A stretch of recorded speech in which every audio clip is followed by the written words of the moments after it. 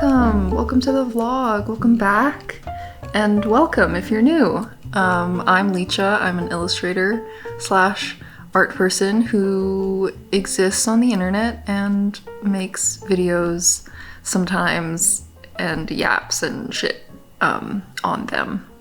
Bunch of good stuff in this one, a bunch of art making and stuff like that. I want to apologize in advance for my fucking weird ass focusing situation that happens with this camera.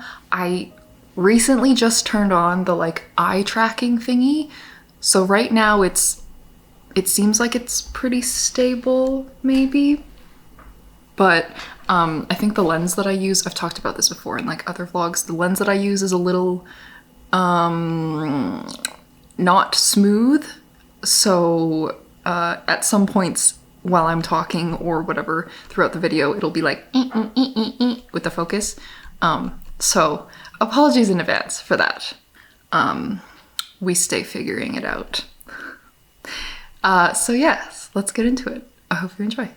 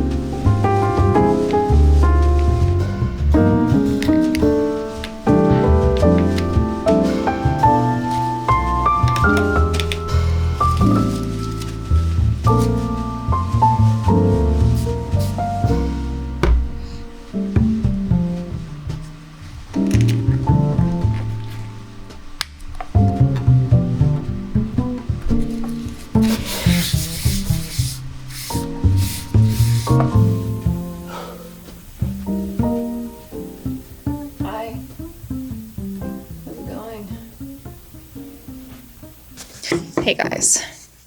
Hello. It's me. I'm in the studio. Today is January 1st. Happy New Year. I don't know what day it's going to be when you're watching this, or when this video is going to come out, but hopefully it's not too far after this current day. So Happy New Year. Happy 2026. I hope you guys all had a lovely holiday break, Christmas if you did that whole shebang, and yeah, very hopeful and looking forward to this new year. I was here earlier, you guys would have seen the footage, and there was another studio member here, but now I just went to the gym and I just got back, so I'm a little bit right now, but yeah, I started a little bit of a challenge for myself, I guess, for the new year, and I'm kind of feeling, I don't know, it's only the first day of the year, but I'm kind of feeling and vibing with 2026 being a year of experimentation, listening to myself, accepting myself, and just trying stuff out. So instead of a New Year's resolution or whatever, I had done artist resolutions or whatever for the past couple of years, and they were anything to do with art as well as personal stuff, gym goals, spiritual goals, stuff like that. But how resolutions work, you kind of stick with them for a little while and then you kind of forget them, and then at the end of the year you're like, oh yeah, what did I say I wanted to do this year? And then you kind of go through the checklist and see if you did it or not. So instead of doing that, I kind of wanted to make it a little bit more bite-sized, if that makes sense.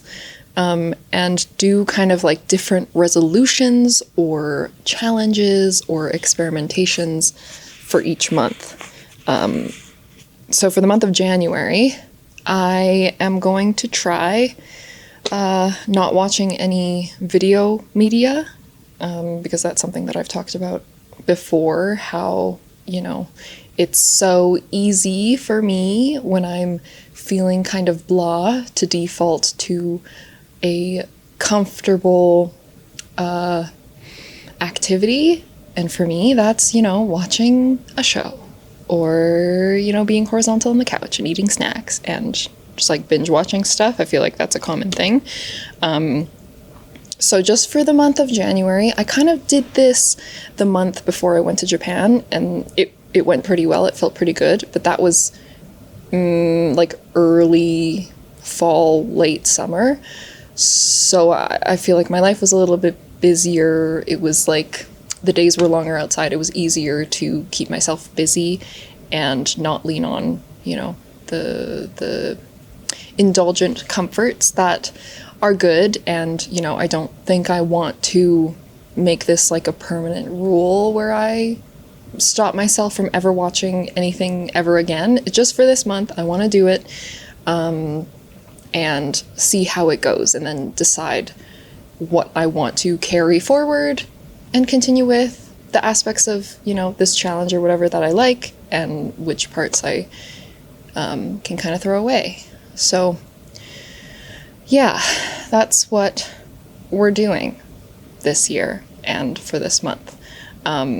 So in lieu of video media, without being like TV shows, YouTube as well, just to like give myself like no gray areas or whatever, just for this month, I'm going to replace my downtime with reading, okay, art making. That's kind of like the major goal of all of this, is like I'm hoping that if I take TV and being horizontal and being on the couch out of the equation, I will be more bored with my time, so that I kind of reach for art a little more often. And all this, like, of course, has to come with a bunch of like other stuff, like self-development / spirituality stuff in regards to like acceptance and being in the moment and all that stuff that I'm sure I've talked about before.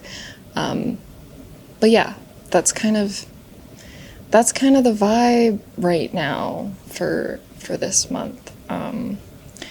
Yeah, I was in, when was it? Like a few days ago or something like that. And I came in to transfer these like drawings that I did. Okay, let me just explain. So I'm planning to do a series of 8 paintings. Here is one of them. That's kind of what I was setting up earlier today. And so originally, over the Christmas break or whatever, I was coming in and working on these drawings of each of the compositions. I kind of have it laid out as photos. I took some photos when I was in Japan, and that's what I'm kind of basing it off of. Each of the paintings are basically going to be like a photo study. I just want this to be like an opportunity for me to, I don't know if I'm in focus even right now, whatever. An opportunity for me to just like paint, just give myself a subject to paint and feel a little more comfortable, I guess, with acrylic paint, because that's what I'm interested in right now and I want to do more of in this new year. So anyways, I came in and I was working on those drawings to transfer onto the canvas based on my little photo compositions, and I'll show you them. I did 3 of them, and I was planning to do more. I don't know if this is going to show it. There's one of them, if you can see. Okay. Yeah, I was going to do all of them, but then the other day I came into the studio and I was like, I just want to start painting, so I'm going to take what I have so far and transfer those onto my prepared canvases. And then, so I can just get started, and then finish the rest of the drawings later. So this was the one that I transferred on first. As you can see, the back is all graphited and stuff. That was something that we were taught to do in school or whatever. If you do a drawing, figure out the drawing kind of messily on a sheet of paper and then graphite the back and then trace over it onto whatever final surface you're going to use. And I did a little test spot and it worked, right? So I thought it was going to work. And so I traced the whole thing out, and I'm sure you can kind of figure out where this is going. It didn't work. I lifted up the paper and it was not there. So I was like, well, fuck me. Okay, fine. And then I started thinking about, you know, was this a waste of time, or now do I just have my answer of what I should have done in the beginning? And now for future projects, now I know that a graphite transfer, at least the way that I did it, won't work for me. So yeah, that day I ended up taking all of my canvases home, and then I just used my projector and projected the original photo composition onto the canvas and then like traced it on, which was like so much faster. And I am still kind of going, like it is what it is now. I'm just going to start painting with what I have, but I'm still kind of going back and forth on whether or not that was the right thing to do, because I could have, you know, drawn properly the fucking the composition digitally and then projected that instead of just tracing from the photo. And I think it comes down to, like, I maybe don't trust myself enough that, like, what I draw will be as good as the exact composition in the photo, which I know isn't true.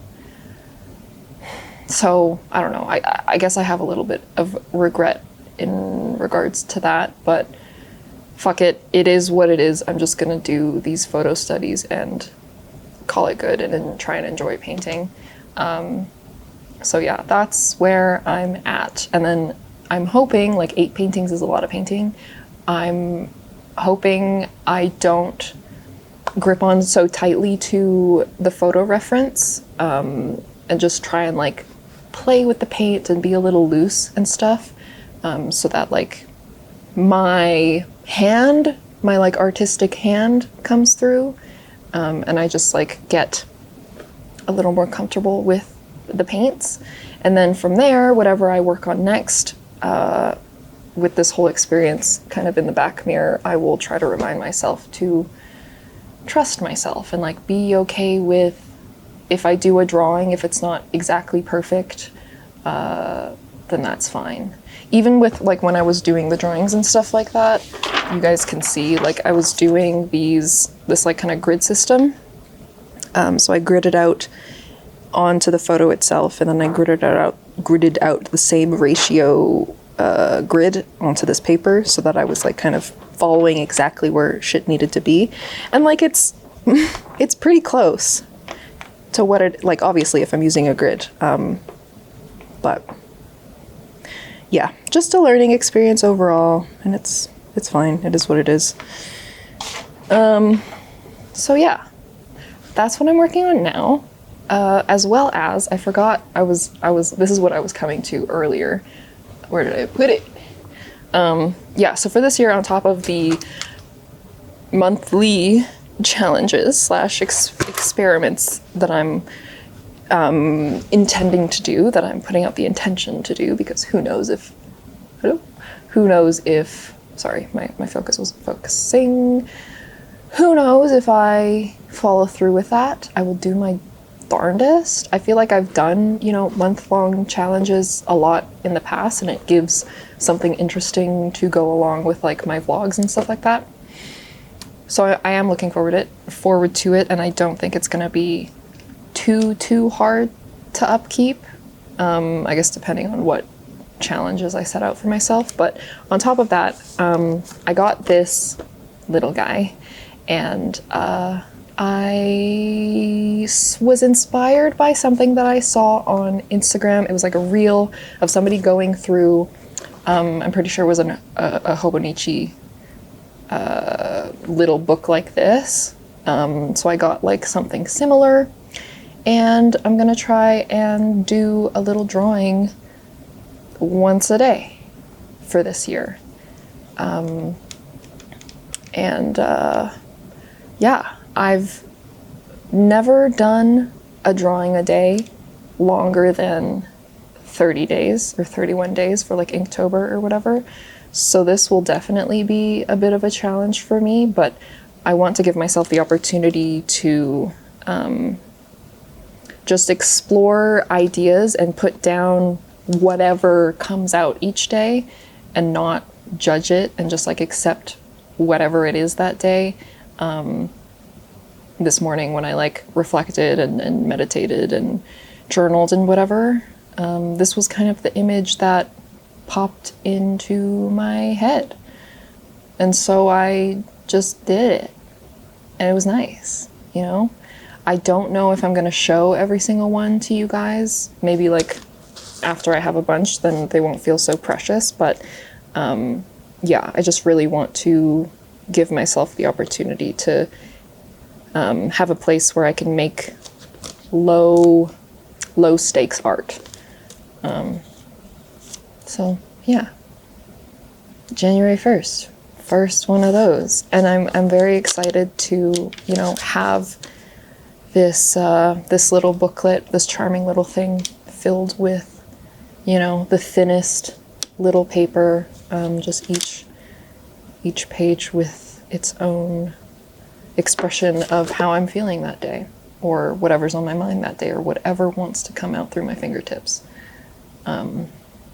Yeah, I think this year, the start of this year, at least as how I'm feeling right now, is I'm very focused on acceptance with everything, with my art, with the way that the world is, which can be tough, with myself, the way that I am, all those things.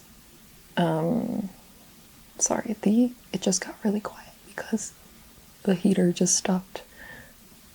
Yeah, I'm kind of coming out of a bit of a seasonal depression slump that I've been kind of, you know, riding over the past few days. I feel like after all of my like Christmas festivities and time with family and stuff, which was lovely, I just, you know, I fell and I didn't have any motivation, and it was just like, fuck, here we go again. And like, that sucks when that happens, right? But more and more I'm learning that yes, times like that will come, and I just need to fucking ride that wave, and it'll pass, because it always passes. And the more that I allow myself to feel what I'm feeling and go through whatever low mood or gloominess or lack of motivation I'm going through, and like actually fully accept the state that I'm in rather than try to like push it away and resist it, before I know it, I'm back to looking up again and looking around at life and being like, oh yeah, life is pretty sick. Life slaps. The world is beautiful out there. And I can accept that. So, yeah. That's kind of what I'm coming off of right now and into the new year, into the start of January. And I'm excited. I'm looking forward to it. And yeah, I'm still technically on my little like work break or whatever. Today is Thursday and I go back to work Monday. Back to work as in like, you know, I still am freelance and I still have pretty much complete flexibility over my schedule. So it's not gonna be like a huge drastic change, and I'm very grateful for that. I was thinking about that the other day of like, because I have a tendency to put so much pressure on my time off, whether it's going somewhere for vacation, for travel or whatever, or these couple weeks at the end of the year for like Christmas and New Year's that I take away from client work. I put so much pressure on myself to like use that time well and make lots of art and be super productive and stuff like that. And so I feel like when that doesn't pan out, of course, because I'm only human, I'm more susceptible to kind of getting down on myself, and that's why the depression kicks in, and you know, I'm resistant to the way that I am, despite the expectations that I put on myself to be 100% and to be super productive during these couple weeks. So that's what I've learned in these past few days. Expectation, comparison, you know, putting any kind of preference on certain moments versus others is what really sucks the joy out of life, and makes it hard to see that everything that comes is perfect. And then it goes, and that's perfect as well. And to resist that, to resist literally what the fucking universe is offering you at any moment, is a losing game. And I'm learning that lesson time and time again. So, hopefully, with enough focus and intentionality this year, it'll stick, those lessons. So, I'm gonna start painting. Thank you for listening to me yap, and yeah, let's get started.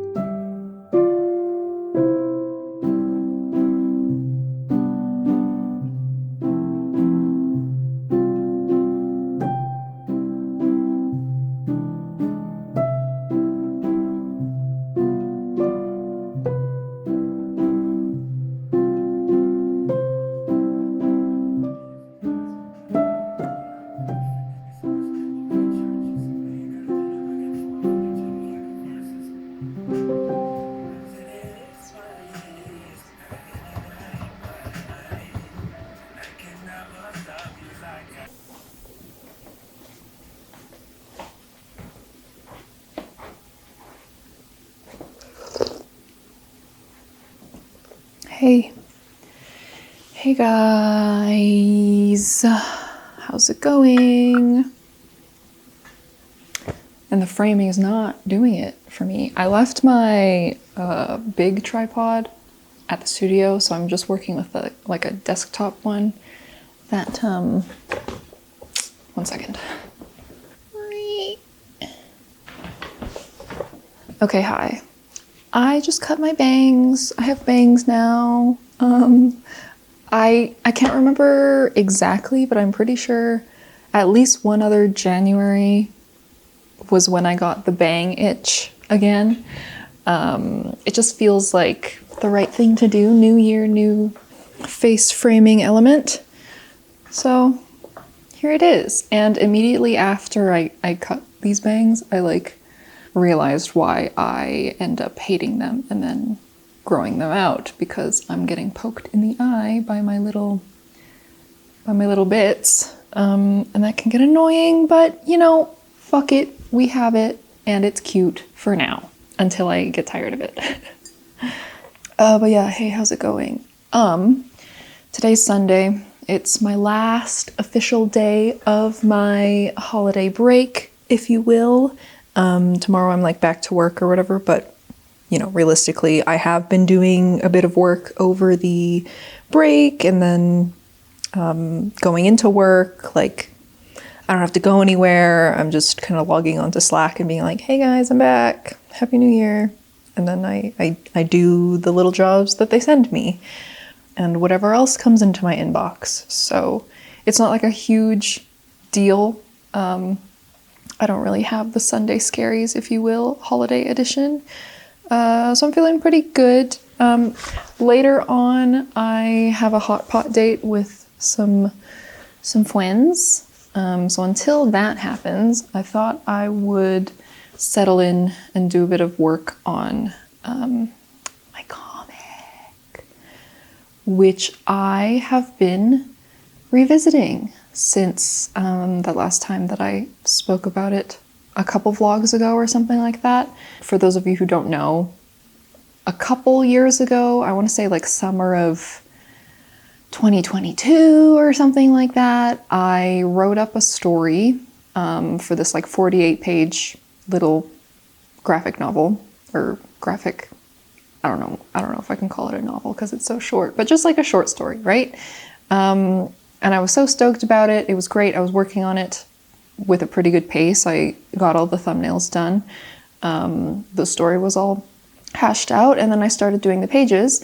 And I think I probably got up until like page 7 or 8 or something like that, until I don't know what happened. You know, life probably got in the way, and then it just kind of sat on the back burner, and it's just kind of been sitting there since. So yeah, that's just kind of been like in the back of my brain for a long time. One second, let me get my iPad. Yeah, it's just been sitting on the back of my brain for like literally since I stopped working on it. And yes, I have the full intention to finish it, and that's just it.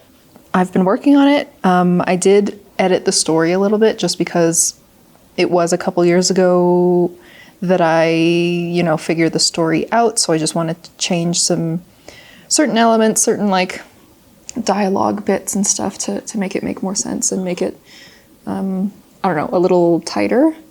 But yeah, as I'm doing this, I'm just going to yap to you guys about some stuff that I've been thinking about lately in regards to, you know, January, my little January challenge of not consuming video media, amongst, you know, other things. I've been reading a lot. I mentioned this before. I've been slowly kind of consuming the chapters of The Creative Act. I'm also reading, I have like a lot of books on the go. I'm also slowly making my way through the complete essays of Montaigne, which I think I mentioned him before. I read a book that kind of like talked about him and his life. I finished that last year. This one, How to Live by Sarah Bakewell, and it was good. it made Montaigne sound like a really cool guy, and I was really interested to hear, you know, it basically talks about like these essays that he's kind of known for and what he's famous for. And it just made me intrigued, and I thought, like, fuck it, I'll just buy the fucking 14th or 15th century essays that he wrote when he was alive. And yeah, right now that's kind of serving as my toilet entertainment. You know, I've tried multiple things to like do with my time when I'm on the toilet, right? And since like I've gotten rid of Instagram and YouTube on my phone, that just kind of lives on the shelf above the toilet, and it's good. It's just little bite-sized essays. Some of the essays are long as fuck. I haven't got to any of those yet. On different topics. They're kind of written in a way that's like, obviously, like, language has changed a lot in the past few hundred years, right? So it can be a little bit hard to grasp, but for the most part, it's not too bad. He's kind of known, like Montaigne is kind of known for writing in a accessible kind of casual way, and I get that. Like, there are certain parts to how he writes that, you know, come across as like funny or sarcastic or, you know, whatever. And I feel like knowing a lot of the background stuff about him from reading the Sarah Bakewell novel is helping me in that, because I kind of like understand his personality already, so some of the stuff that he says in his essays aren't, you know, going over my head, which I appreciate. And then what else? I just started IQ84 by Haruki Murakami, of course. I recently finished this one. I've been reading a bunch, as you can tell. This kind of started in the last few months of last year. Just trying to read more, trying to consume more books. Books are a beautiful thing. I love getting, you know, lost in a good story, as well as, you know, the nonfiction stuff too is good for reflection and whatever else, my spiritual journey. But I recently just finished this one, Artist of a Floating World by Kazuo Ishiguro. I've read Remains of the Day and Clara and the Sun by him, and both of them were great. I enjoyed both of those immensely. And this one is kind of reminiscent of Remains of the Day in that it's like a single person writing kind of like a journal type vibe, or like a, you know, explaining a bunch of events from their single perspective. And yeah, it plays with the concept of like a unreliable narrator. So that's kind of cool. And yeah, it was good. I enjoyed it. But yeah, it was, you know, it's not like a massive book or anything, so I got through that. So yes, now I'm on to IQ84, which I got the box set, the 3-book set, rather than getting the big massive single book, because just like holding that thing, I can imagine my fingers would like fucking cramp and shit. But yeah, so this is book 1. I love this version of the book, the cover design and everything. I don't know what like range of years or whatever this kind of cover was released, but like his full range of books, these are my favorite. The ones that have like the kind of vintagey feeling, halftone photography, abstract shape vibe. So I'm happy to have this. And as I'm reading this, like, first of all, the book so far is excellent, very enjoyable. I'm already like a huge fan of Murakami's writing. I've read lots of his books. And so I'm finally making my way to this one. And just like going from the Artist of the Floating World to this book, first of all, the writing styles are very different, but also like the quality of the book itself, like the physical book, the binding, the pages. It just like, it holds so comfortably. It's so like floppy, and I don't know, something about this is like, it makes it a joy to read even past like the excellent writing. Whereas I feel like that book, maybe it's that version or whatever, it's I don't know, that's the publisher's deal. It was like a little stiff and kind of made my hand hurt when I was holding it and stuff like this. But like, this shit just feels like smooth, and yeah, I have to know that like all of these decisions to make it this like buttery and easy to hold and look at was very intentional. So I am very much enjoying this so far. I'm only 80 pages in the first book. There's 3 books. But yeah, it's excellent so far. It's been great. Something that is cool, having read a bunch of like Murakami books and stuff that I was also thinking about is, so before this one, I reread Hard-Boiled Wonderland and the End of the World. I think I was talking about that either in like another vlog or a Patreon video or something like that. And being able to see like how his writing has kind of evolved. Like obviously this one came out, it's like a little bit more recent. I don't know what year this would be, 2016 or something like that, maybe.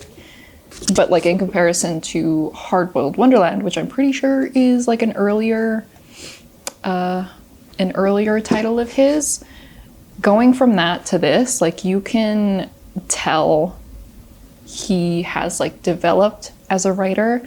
It's interesting to see like the common tropes and the common like, I don't know, like characters that come into these novels. I feel like a lot of his like male protagonists are basically the same person, which is fine. It's probably just like an extension of himself kind of thing. But like things like Cuddy Sark whiskey makes an appearance all the time, or like scenes in hotel rooms show up a lot. Stuff like that is really interesting to see, and like see those things pop up in this book. I'm like, that's just like fucking Wind Up Bird or Kafka or whatever. So yeah, that's been really enjoyable. I've been really valuing the time that I'm giving myself to read now that, you know, I'm seeing what it's like to not spend my time with video media, exploring these other kinds of artistic, inspirational consumption is cool and good. It's interesting though, like I feel like when I'm sitting down to read a book, maybe because the act of reading, at least for me, feels like I'm like spending time. It feels like a slow, active thing that I'm doing. It's been a little difficult for me to allow myself like extended periods of time to just read without thinking of like what I want to do next or whatever, versus when I'm watching like a Netflix show or something, and maybe this is just the way that, you know, shows are designed to like, you know, keep you fucking glued to the TV. When I'm watching a show, hours can pass and I don't even notice. I'm just like, you know, I'm pacified. I'm like numbed there as the show is going on, and when it's time for the next episode, then it just comes on, right? So that's kind of been an interesting observation of this little experiment so far. As well as I've been thinking about like how I want to use this time and use these observations to like find a balance in the future, because by no means do I like never want to watch any videos ever again. Like, that would suck, right? Like, I want to still consume YouTube and movies and good shows and stuff like that, like artful stuff. But I think there is a distinction that I'm kind of realizing, at least so far, between using video or consuming video or, narrative media or whatever else, as like consumption of art and for enjoyment versus as like some sort of numbing and distraction from, something that I don't want to feel or something that I don't want to do, or just like something to fill my time while I avoid something else. There was an instance a few days ago. I guess today's like the 4th, so yeah, probably a couple days ago. I feel like the days feel very long now that I'm not watching video, which is another kind of like perk, I think, that I've observed, I guess depending on how you look at it, but because I'm more like bored, quote unquote, time feels longer. I feel like even if I'm not really doing much in the day, because I'm not numbing myself or because I'm like sitting with whatever is going on at any moment, I'm not like distracting myself with something that's kind of designed to distract me and take me out of the moment. The days feel longer. I look back on the day and I'm like, wow, that thing that I did in the morning feels so long ago. And that's pretty cool, I think. Like, as long as you can get yourself to be comfortable with that and comfortable with feeling a little bit bored sometimes, which, like, I don't think boredom is a bad thing by any means. Yeah, sorry, what was I saying? I lost my train of thought. Sorry, my camera's doing that thing where it just can't really pick a spot to focus on. I can't really lock focus, can I? Area. Go here. Okay. What was I saying? So yeah, I'm like thinking about how, so like after this month is up or whatever, what, I don't want to say rules, but like how I will continue my life with a balance of being aware of when I'm using video just as a numbing escape versus using it as actual restorative, enjoyable rest and consumption of that media. And I think that kind of is a big difference that I'm noticing with like reading, is like it is still escapism for sure. Like you get transported into a different world, but it feels more active than just lying there and being fed, drama or a story or whatever. Does that make sense? I don't actually know what I'm talking about ever, so this is just me yapping as I do. Don't take anything that I say seriously ever. But yes. Right, okay, so I was saying a couple days ago, I think I was working on the comic. I was doing some sketching or working on some like character sheets or whatever.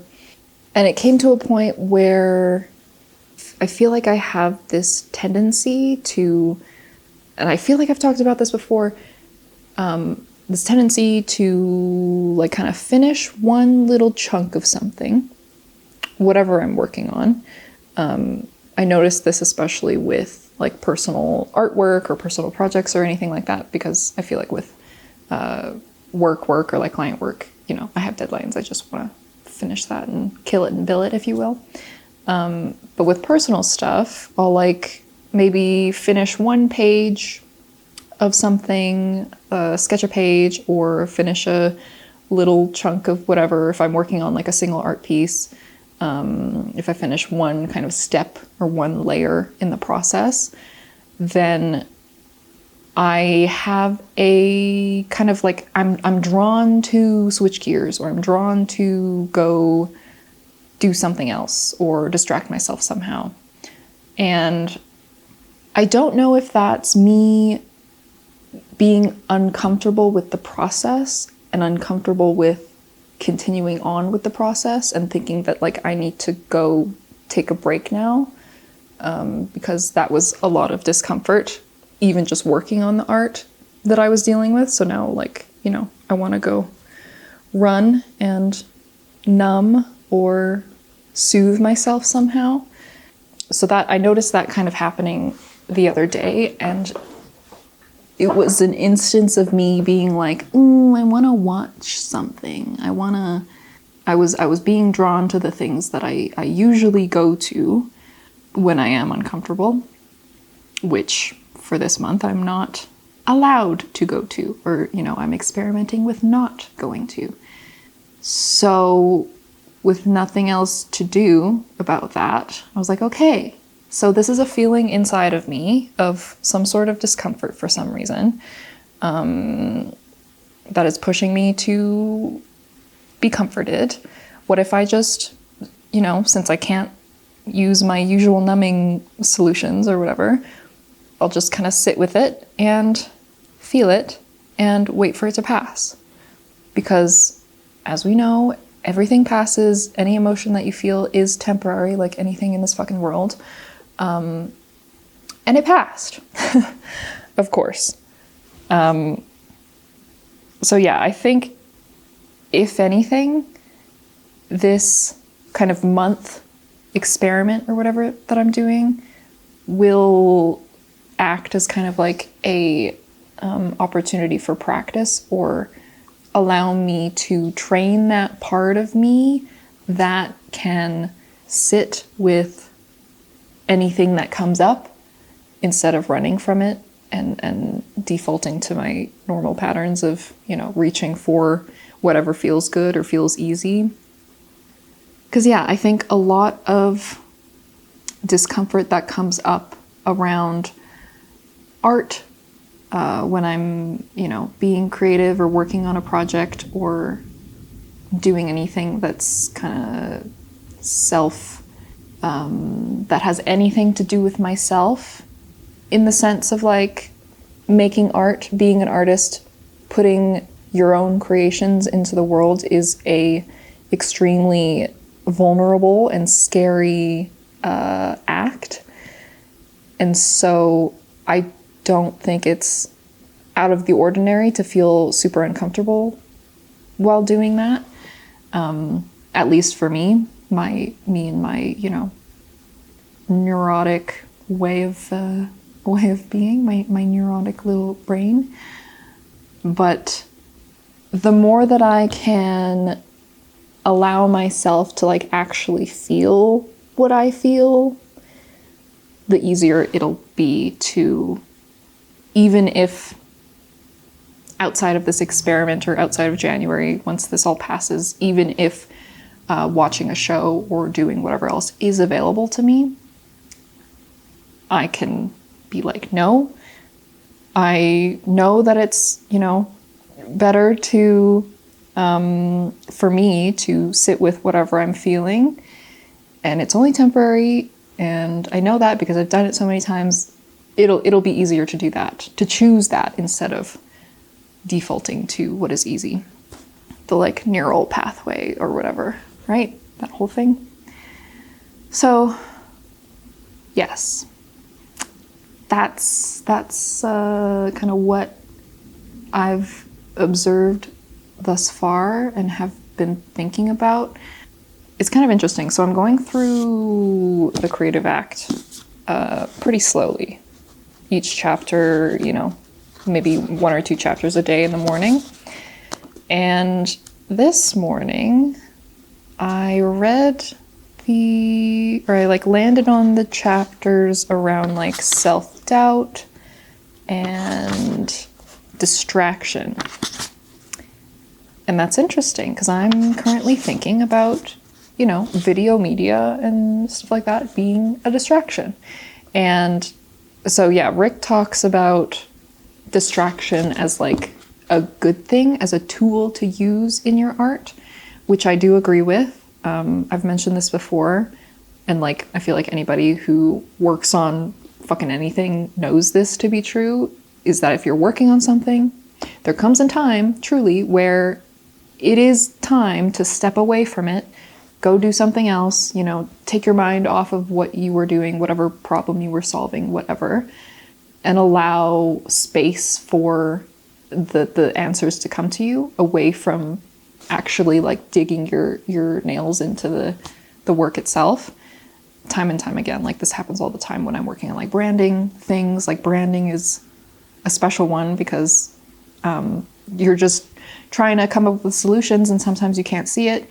You put it away for like the night or whatever, you sleep on it, you come back to it the next day, and then the solution is right there, and you're like, why the fuck couldn't I think of this yesterday? It's because these things can't be thought up, they just come to you, right? Whenever the time is right, and sometimes you just need that space. So distraction in that sense is good. So I'm trying to be aware of that when I'm working on something and I feel that itch to go do something else or distract myself, or it feels uncomfortable. I'm still figuring out if in those moments, I should actually stop what I'm doing, or if that's just me being scared and me wanting to run from my emotions, versus if the thing that I'm working on just needs space, and then so I can go give it space. But maybe the difference is that giving the work space doesn't mean going and watching Netflix. It can just mean going and meditating or journaling, or going and doing the dishes, going and fucking doing anything else, right? Something a little healthier than something that just makes me feel pacified.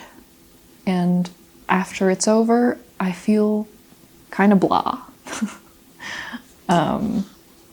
It's a very subtle nuance, or it's very, you really have to tune in to listen to what is the right thing to do at any given moment. But without a doubt, I do think taking away the distraction, I would say sometimes negative distraction of too much TV or too much shows or too much whatever else, is beneficial to me right now in figuring out those things.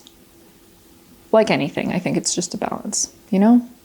Because it's like, yes, of course, watch your fucking shows, do whatever. That's like a valid way to rest. Not everything has to be completely locked in all the fucking time. But then pay attention to when it becomes like an addiction, or like just something to numb you from feeling what your heart is begging you to feel, instead of running away from it, you know? It's trying to teach you some sort of lesson. And you're like, no, I just want to watch fucking Love is Blind, you know? And I've been there. That's why I know this. So, yes. That is it. That's all I wanted to yap about. I'll talk to you guys later. I'm excited for Hot Pot tonight. I'm hungry. Okay. Bye.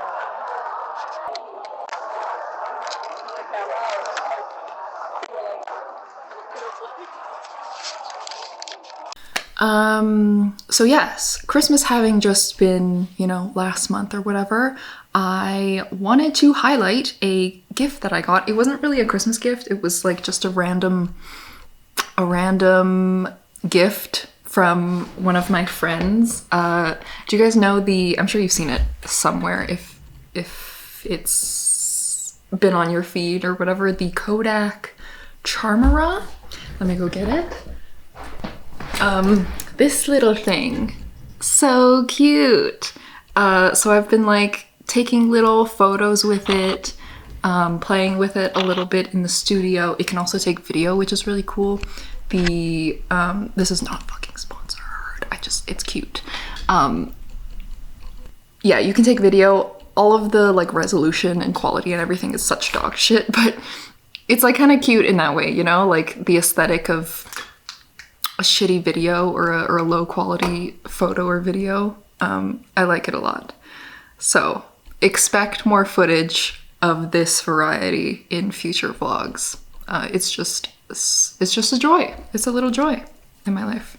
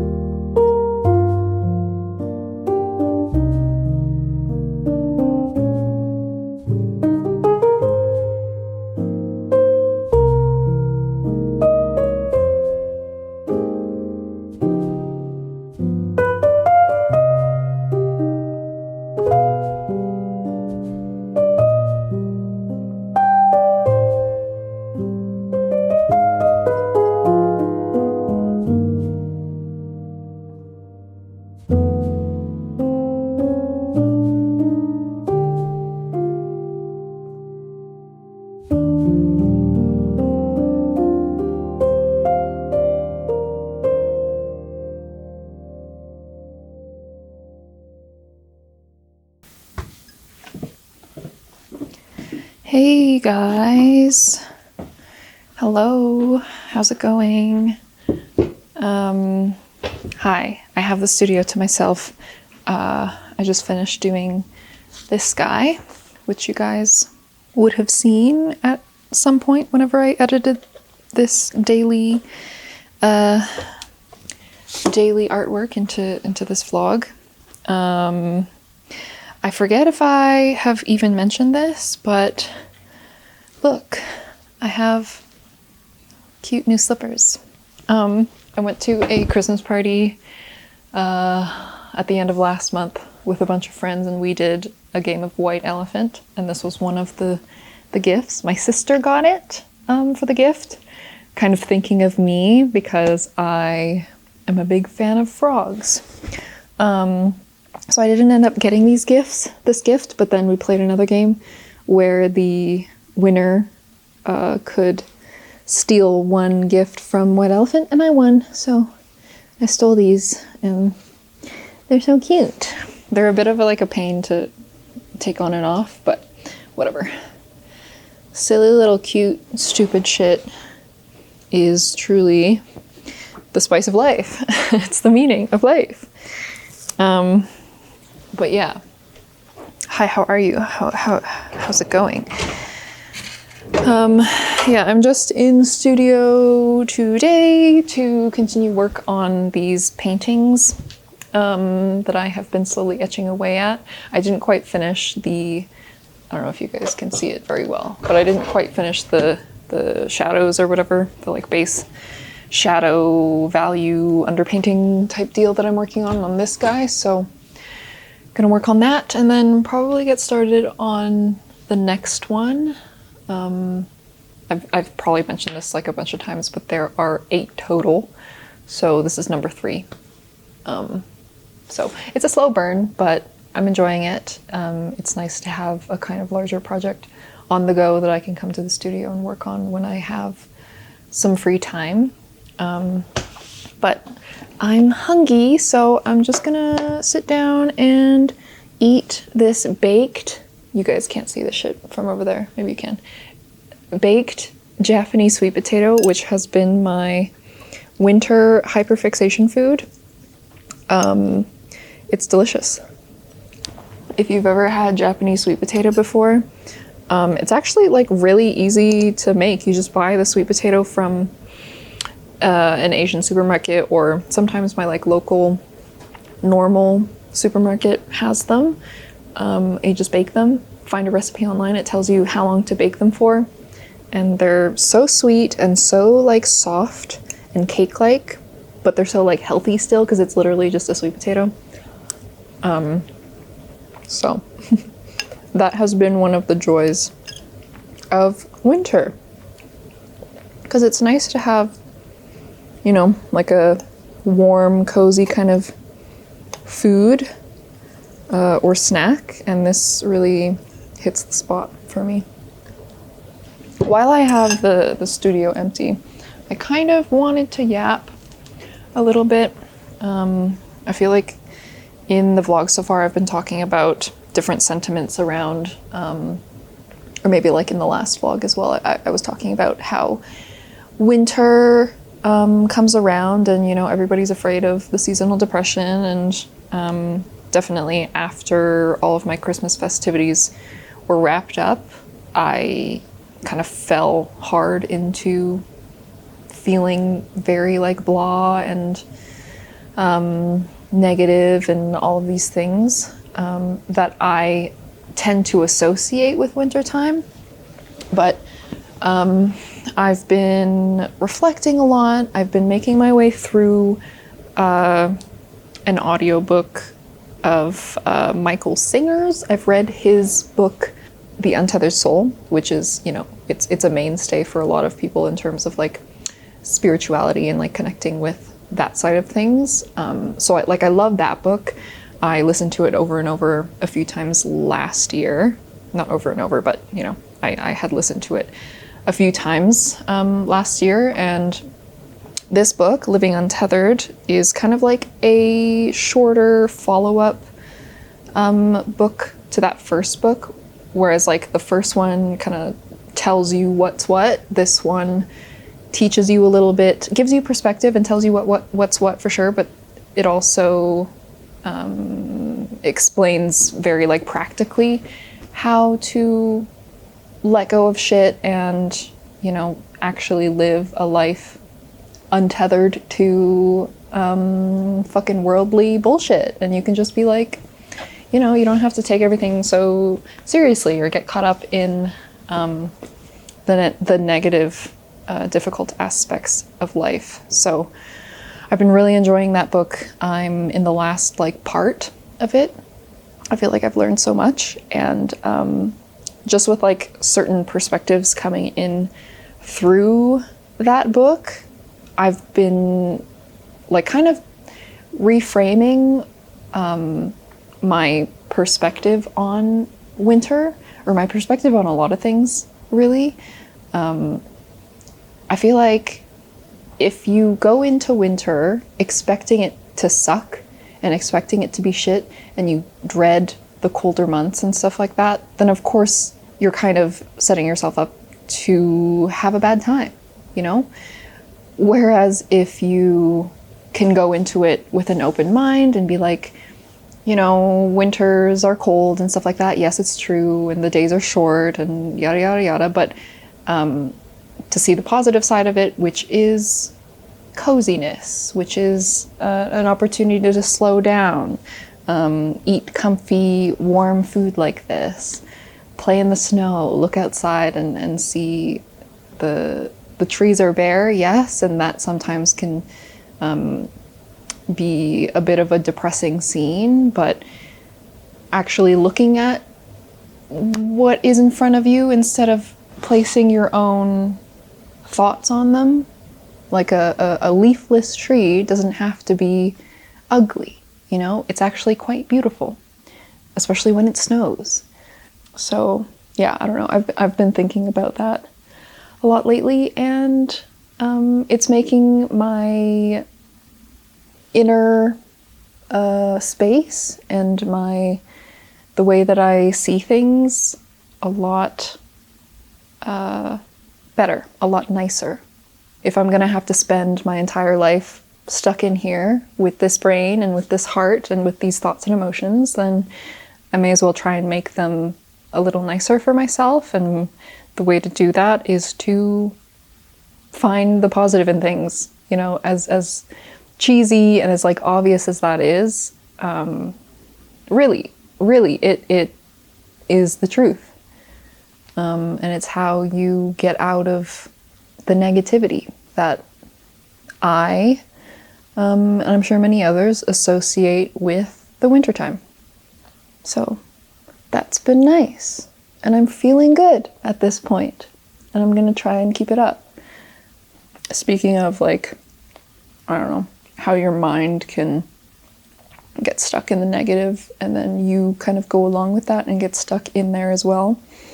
I feel like a large part of my last little lowness stint, or, you know, feelings of depression, was kind of based in resisting what my life is like and resisting where I am in life, and spending too much time dreaming of what my life could be, or what I want it to be, or who I want to be, just in terms of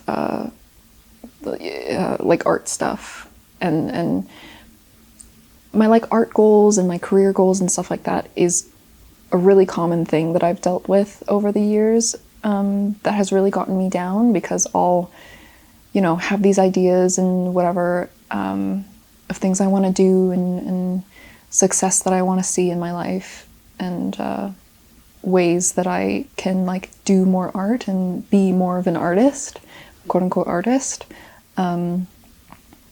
And then so I just get distracted, and I just resist the place that I am now, and I'll like watch lots of videos online of like other artists and what their lives are like, and I just compare myself to that, right? And then, so of course, that's like kind of a recipe for sadness. And, you know, comparison is the thief of joy, that whole saying or whatever.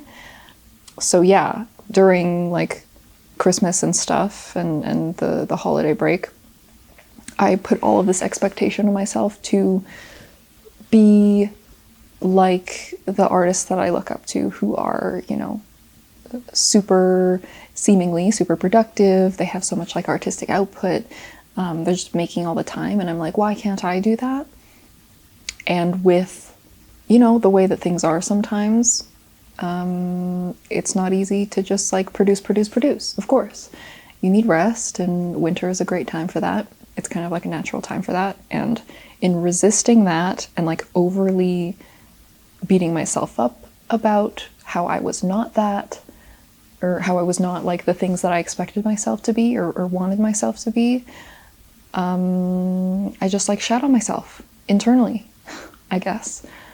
And I was just in a state of non-acceptance of what was in front of me. But yeah, over the past, like, I don't know, couple weeks since I was feeling really low, the peak of my lowness, or I guess not peak, what word would that be? The like lowest point of my lowness. Since then, I have really been putting in effort to be here and be in this moment and not put so much weight on myself to achieve or produce, and really try and, you know, appreciate and see the beauty in what I have and where I am. Something that I kind of realized a few days ago that really like lifted a lot of weight off of me is, you know, it's good to have goals and it's good to have dreams and stuff like that, but I think at a certain point, at least for me, the way that my ambition and my vision of myself in the future kind of becomes a little bit toxic is when the pressure to become this like perfect ideal version of myself that I can imagine in my brain, when that becomes so heavy that doing anything right now is impossible. It's like debilitating because it's such a heavy goal that I'm like, how could I do anything now if now I'm in the state of not being enough to get there? Or, you know, everything that I do now is so important because I need to get there, if that makes sense. It's like perfectionism, procrastination, or like I was telling myself that the stakes of every single thing that I did today were so high because I needed to get to that point where I wanted to be, where I was convinced that I'm not going to be happy until I'm at that point, that I just, you know, I couldn't do anything. I was sad. It was, you know, hard to do anything because of all of that weight. And so realizing that and then thinking like, well, maybe the thing to do is to tell myself that like, I don't have to do anything. I don't have to be anything. I can let go of these dreams that I think that that's what I need. I think that my goals of the future, once I get there, I'll be happy, but that's not true. You know, it's with most humans. Everybody deals with this in life where you think you need career success. You think you need the nice house, the nice car, the big family, the happy relationship. All of these things that you think you need in order to be happy and be fulfilled. But then you get all those things, and that's when the midlife crisis comes, because you're like, okay, I have all this stuff, but it's still not enough. I'm still like, I'm not okay. I'm not happy. I'm still always searching for the thing that can make me happy. So for me, I was imagining that the thing that could make me happy was being this idealistic version of myself, this fantasy of being a free artist who just produces all the time. I was imagining myself being like that. But the funny thing is that you can't get there. You can't truly be free until you let go of these ideas of what you think you need in order to be happy and content and okay and at peace. So then I thought about it. I was like, okay, well, it's a difficult thing to let go of, for sure, but letting go of any pressure for myself to become anything or have any type of success or whatever else, releasing that just feels so good. It just felt like I could put down this boulder that I was carrying around with me. And then I could focus on what I was doing. Then I could look at the artwork or the short-term goals that I have in front of me, like the paintings that I'm working on, or the even just like a little sketch like this. In the past, when I would sit down to do a sketch, it would feel like the hardest thing in the world sometimes, because I was like, okay, this needs to be perfect because I need to be a perfect artist in the future. So if this sketch isn't perfect, then that's not, leading me towards the goal that I want. But now, letting go of all of that shit, I can sit down to do a sketch and I'm just like fucking playing again. I'm just sketching the way that I used to sketch when I was a kid. I used to draw in my sketchbooks and stuff like that. And it was literally just play. It was just doing it for the enjoyment of it. Because something, again, that I remind myself of often, and you should too, is that, tomorrow isn't promised. Death is always a moment away. And that's nothing to be scared of. We all die. Nothing is permanent. On the contrary, it is a freeing thought, because you can have a, general idea of what direction you want to go in life and have an idea of what you like to do and whatever else. But you never know if you're ever going to actually make it there.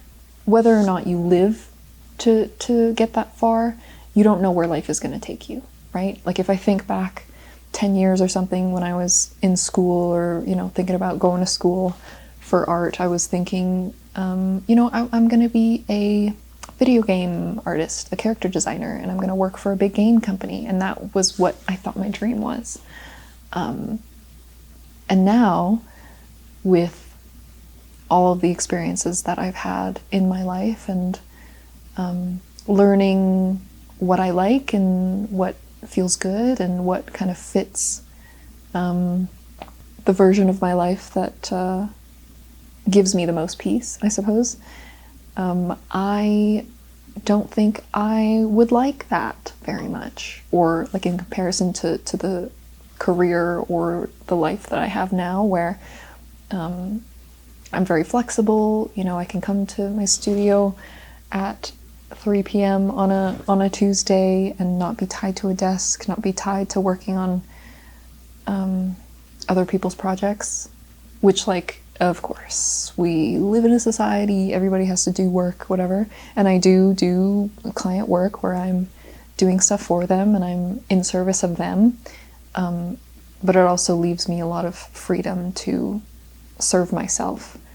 And 10 years ago, I didn't even think that was something that I would even be interested in, because it didn't sound ambitious, It wasn't like this grand plan, which is what I thought I wanted.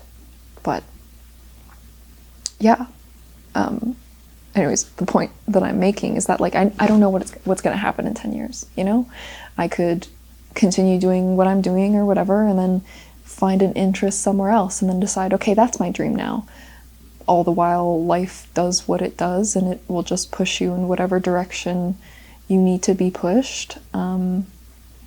And you can either resist it and cling on to this idea in your head that you think will make you happy, or you can just allow what's happening around you and focus on right now and focus on enjoying what's in front of you and listen to what needs to happen at this moment and let that guide you rather than these fake ideas that exist in your mind, probably because, you know, capitalism, society, you know, we've been conditioned to want the nice things, to want to be rich and successful and all that stuff.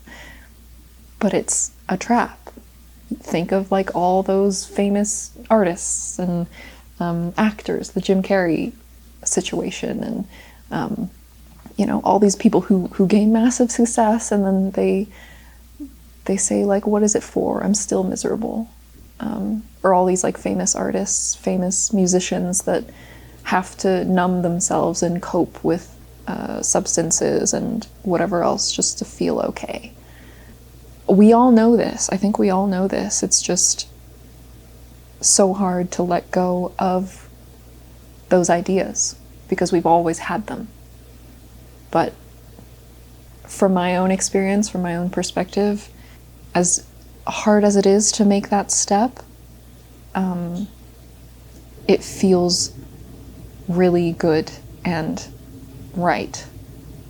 And I feel much lighter having taken that weight off of myself. My sweet potato's cold now. But yeah, sorry, I didn't mean to like fucking rant or, you know, preach or anything like that. But another thing that I read recently in The Creative Act is Rick talked about how you should look at everything that you work on as an artist as an experiment.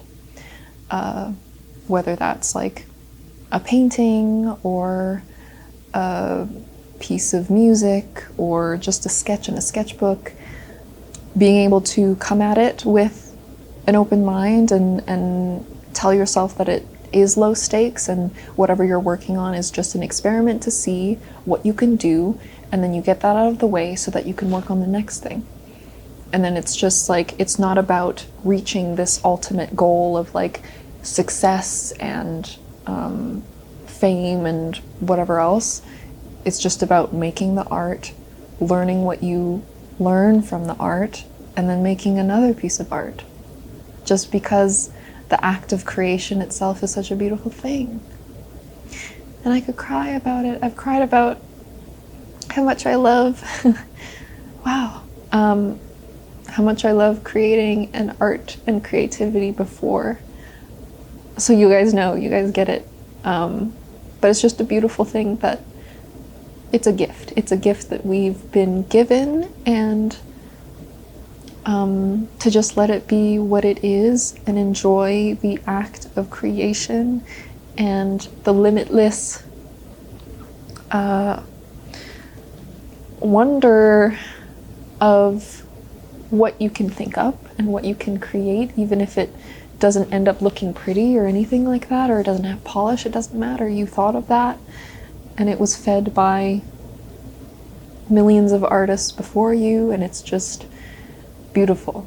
So in making each piece and allowing that piece to be what it is, and then making the next piece, you're feeding into this wonderful cycle of what it is to be human, and feeding the next person to create what they're gonna create, right? Because it's all inspiration being exchanged, filtered through one person and their experiences, put out into some physical form. You share it with the world, somebody else looks at it, and then they're touched and they're inspired, and then they go make something from that inspiration through their experiences and their filter, and it just keeps going like that. And it's beautiful. It's like inherently such a beautiful, good thing. So that alone is like, why do you need any goals or anything driving you past that? It's just like, let yourself be a part of this thing that you have that drive inside you to do anyway. So to try to put it into a box, or, you know, tell yourself, okay, well, if I'm not creating art to feed this distant goal of mine, then it's not worth making. That's so untrue. It's so untrue. And I know that because that's how I thought. And that's how I'm learning to, those kinds of thoughts, I'm learning to undo and to challenge. Because there's so much more to creativity and art and life than just having everything you do be a means to an end, to that end of what you think will make you happy. So that's the lie. And somebody just walked in, so I'm gonna stop talking and get to painting, but thank you for listening.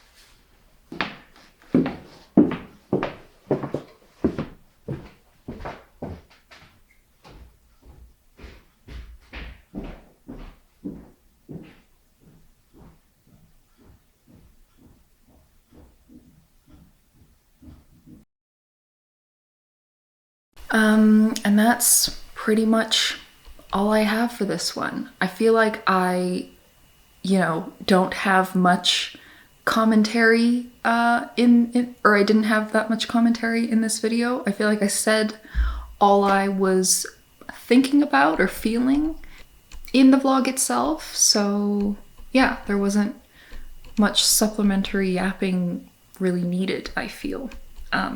But I hope you guys enjoyed. Thank you so much, as always, for staying with me and supporting me and taking an interest in my shit for some reason.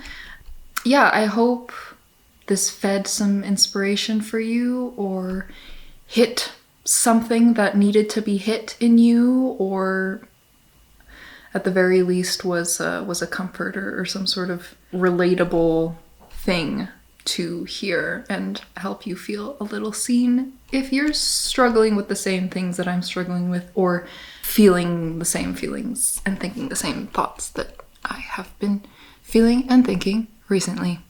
Thank you so much. This video is sponsored by my Patreon. Wow. Patreon.com/LeeChuts is my Patreon. If you want to check it out, I have a few tiers, okay? A little variety, a little something for everybody. I didn't plug my Patreon at all during the vlog, so if you made it this far, now you get the fucking ad read. Yeah, this month is January, and we have a lovely not a tiger, snow leopard postcard. I actually have it printed already. Here it is. Here is the postcard and sticker for this month if you sign up within the month of January 2026. You will get these in the mail if you sign up for my token Sudo tier. We got a cute little snow leopard. Okay, there's the back. Very nice. And then this sticker guy as well. The snow leopard and his big old chunky old cute ass paws. One of the cutest big cats, I dare say. Snow leopards. So there you go. Sign up if you're interested, and thank you very much. And to the lovely, wonderful people who are already my patrons and supporters of mine, an extra special shout out and thank you to you guys as always. Shout out to my motherfucking patrons. Yeah, thank you so much. You guys are the best. You know it. Thank you for everything this past year. I will continue to work hard to provide silly shit and things that hopefully you like on the Patreon. And yeah, thank you so much. Me. But yeah, that's all. That's literally it. I need to finish editing this video now, so I need to stop talking. But thank you. And goodbye.